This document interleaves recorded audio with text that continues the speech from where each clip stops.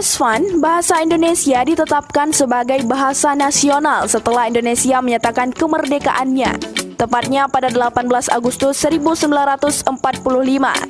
Ini tertuang dalam Undang-Undang Dasar 1945 Pasal 36 yang menyatakan bahwa bahasa negara ialah bahasa Indonesia.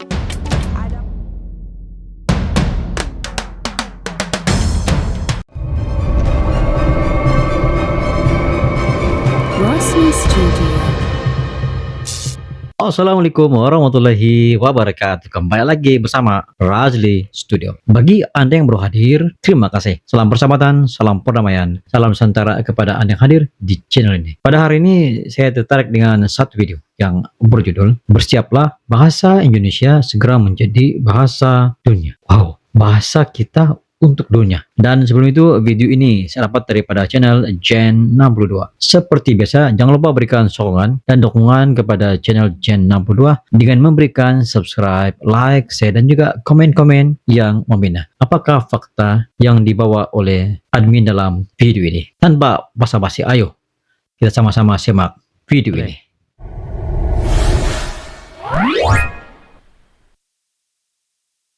Bahasa Indonesia cukup mudah diucap. Hampir setiap huruf hanya mempunyai satu suara.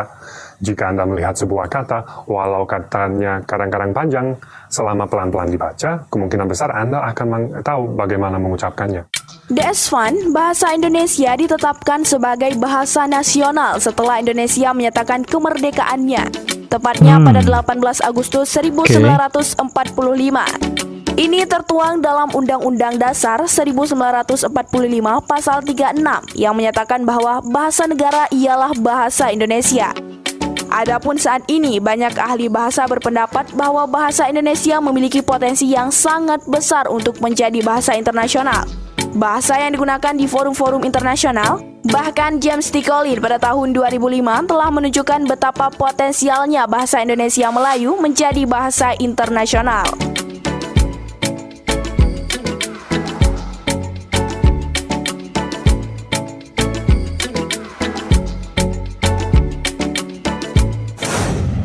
Bahasa Indonesia Go Internasional. Menteri Pendidikan dan Kebudayaan Nadiem Makarim pernah mengatakan target Badan Pengembangan dan Pembinaan Bahasa Kemendikbud adalah menjadi bahasa Indonesia sebagai bahasa pengantar di Asia Tenggara. Kemendikbud juga memang pernah menargetkan pada 2045 bahasa Indonesia dapat menjadi bahasa resmi PBB. Tak hanya itu, bahasa Indonesia bahkan telah ditetapkan sebagai bahasa resmi kedua di Vietnam dan menjadi bahasa terpopuler keempat di Australia. Hal ini menunjukkan bahasa Indonesia tidak hanya populer di Indonesia, melainkan juga populer di luar negeri.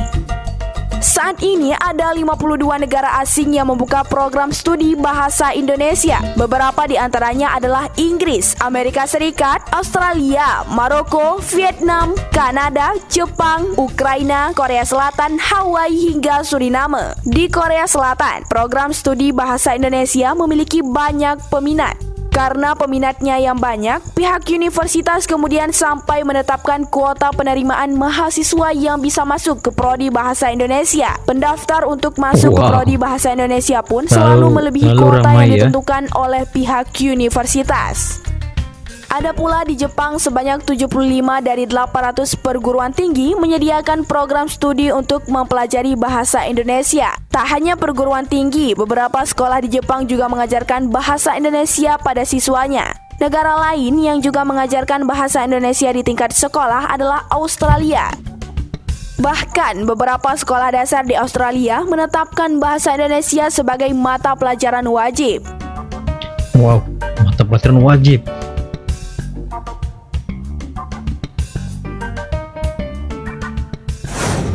Orang asing belajar bahasa Indonesia.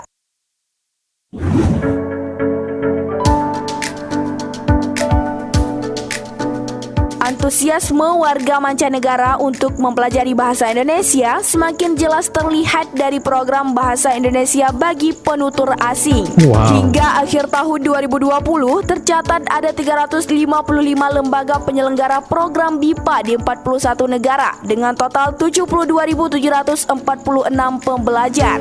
Dari jumlah tersebut, Badan Pengembangan dan Pembinaan Bahasa Kemendikbud telah memfasilitasi 146 lembaga di 29 negara. Ada banyak tenaga pengajar bahasa Indonesia dikirim ke negara-negara tersebut. Selain untuk membantu penutur asing mempelajari bahasa Indonesia, program BIPA dan kegiatan memfasilitasi lembaga-lembaga di negara lain juga menjadi bukti nyata bahwa Kementerian Pendidikan dan Kebudayaan serta Kementerian Luar Negeri berkomitmen untuk menjadikan bahasa Indonesia sebagai bahasa internasional dan sebagai instrumen soft power Bahasa diplomasi. Indonesia sebagai bahasa internasional, guys.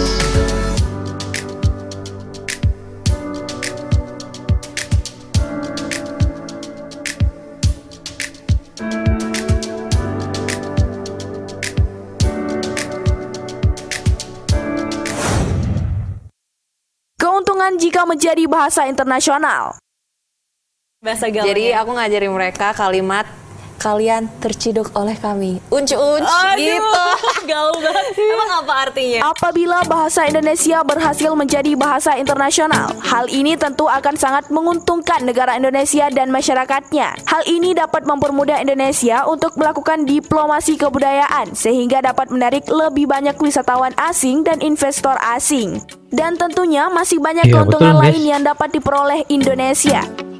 Selain itu juga untuk mencerminkan citra positif Indonesia di dunia internasional. Maka dari itu, Indonesia harus bisa memanfaatkan potensi bahasa Indonesia menjadi bahasa internasional dengan baik. Untuk itu, masyarakat Indonesia sebagai penutur asli dan pemilik bahasa Indonesia sudah seharusnya lebih bersikap positif terhadap bahasa Indonesia guna memperlihatkan bahasa Indonesia sebagai jati diri bangsa Indonesia. Ketertarikan warga mancanegara terhadap bahasa Indonesia justru tidak diimbangi sikap positif masyarakat Indonesia terhadap bahasa nasionalnya. Masyarakat kita memang menggunakan bahasa Indonesia sebagai pengantar dalam pembelajaran di sekolah, kampus, ataupun sebagai pengantar di forum resmi atau di kantor. Akan tetapi, terkadang kita tidak menggunakan bahasa Indonesia dengan benar dengan dalih malu atau takut dianggap terlalu kaku. Kita lebih memilih menggunakan istilah-istilah alay ataupun menggunakan istilah dalam bahasa Inggris. Padahal kata-kata tersebut ada dalam bahasa Indonesia. Yang lebih mengkhawatirkan yakni sebagian di antara anak-anak Indonesia masa kini tidak menguasai bahasa Indonesia. Mereka mulai beralih jadi penutur yang lebih fasih berbahasa asing atau khususnya bahasa Inggris daripada berbahasa Indonesia. Memanglah bukan sesuatu yang Iya, betul, salah guys. untuk mempelajari bahasa asing. Namun sebagai warga negara Indonesia yang lahir dan dibesarkan di Indonesia, sudahlah menjadi kewajiban kita untuk mengutamakan bahasa Indonesia. Bukan hanya digunakan di sekolah, bahasa Indonesia juga sebaiknya digunakan dalam kegiatan sehari-hari lainnya. Pakar Iya, bahasa betul. Indonesia Yus Badudu mengatakan, agar dapat berbahasa Indonesia yang benar, kita harus memperdalam pengetahuan kita tentang bahasa Indonesia dengan banyak membaca buku-buku yang baik, isi dan bahasanya, serta harus banyak mendengar tuturan orang yang bahasanya teratur, tanpa usaha ke arah itu. Penggunaan bahasa Indonesia yang baik dan benar merupakan cerminan sikap positif yang menimbulkan rasa kebanggaan terhadap bahasanya. Sikap positif ini dapat mendukung pengembangan bahasa Indonesia sebagai jati diri bangsa Indonesia. Perlu kita ingat, masa depan bahasa Indonesia dan bangsa Indonesia bukan hanya ditentukan oleh politisi dan pekerja di badan bahasa, tetapi juga kemantapan dan kepercayaan diri penutur bahasanya. Oleh karena itu, seluruh masyarakat Indonesia harus memiliki kebanggaan terhadap bahasa Indonesia. Mari kita bantu mewujud nyatakan bahasa Indonesia untuk menjadi bahasa internasional dengan memperhatikan arah dan perkembangan bahasa Indonesia yang sudah jelas dan tidak dapat dipungkiri bahwa bahasa Indonesia dapat menjadi bahasa internasional.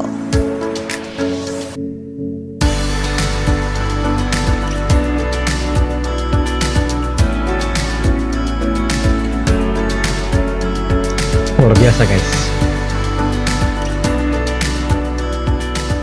Demikianlah video daripada channel Gen 62, guys, yang berjudul Bersiaplah. bahasa Indonesia segera menjadi bahasa dunia, bahasa kita untuk dunia. Kenapa tajuk ini begitu luar biasa guys? Judulnya pada saya yang sangat luar biasa karena ini satu kenyataan yang mana sesuai dengan usaha yang dibuat oleh pihak pemerintah. Baru-baru ini UNESCO telah pun mengangkat bahasa Indonesia sebagai di antara bahasa yang digunakan pakai di PBB. Ini satu kejayaan yang sangat besar pada Indonesia, khasnya kepada bahasa Indonesia. Pengiktirafan ini menjadikan Indonesia sebuah negara yang mana menggunakan bahasa Indonesia yang telah diktiraf menjadi bahasa oleh UNESCO. Semua ini tidak mungkin akan berjaya sekiranya pihak pemerintah tidak membuat kerja yang sangat relevan, kerja yang sangat berpatutan, kerja yang sangat kuat sebelum bahasa Indonesia itu diangkat oleh masyarakat dunia. Kalau kita melihat usaha daripada BIPA, yang mana university yang berada di luar Indonesia, mereka mengiktiraf bahasa Indonesia merupakan bahasa yang wajib lulus dan dipelajari di beberapa university di Australia, di Jepun, di Korea, di Amerika, dan beberapa negara lain lagi yang mengiktiraf bahasa Indonesia sebagai subjek yang perlu diikuti dan wajib untuk lulus. Selain daripada itu, dikatakan bahwa 150.000 penutur yang aktif berbahasa Indonesia itu, yang bukan lokal Indonesia, yang berada di luar Indonesia, yang belajar bahasa Indonesia, yang begitu fasih berada di seluruh dunia. Fakta ini memberikan kita satu penjelasan bahwa bahasa Indonesia sangat populer di peringkat dunia. Kenapa bahasa Indonesia itu semakin lama semakin populer, dan UNESCO mengiktiraf bahasa Indonesia sebagai antara bahasa penghantar di PBB. Usaha Nadiem Makarim sebagai Menteri Pendidikan Indonesia sangat jelas terlihat dengan memartabatkan bahasa Indonesia di peringkat semua warga Indonesia dan juga wajib menguasai bahasa Indonesia. Tidak kira Anda etnis apa, sama ada Anda daripada memang lokalnya orang Indonesia, Jawa, Sunda, Bugis, Batak, Tionghoa, dan semua etnis yang ada di Indonesia wajib mengetahui bahasa Indonesia. Karena apa yang diharapkan oleh pemerintah dengan satu bahasa, maka satu Indonesia itu dapat disatukan guys. Kalau kita berbahasa lain-lain, yang etnis ini guna bahasa ini, etnis ini guna bahasa ini, maka penyatuan dalam negara itu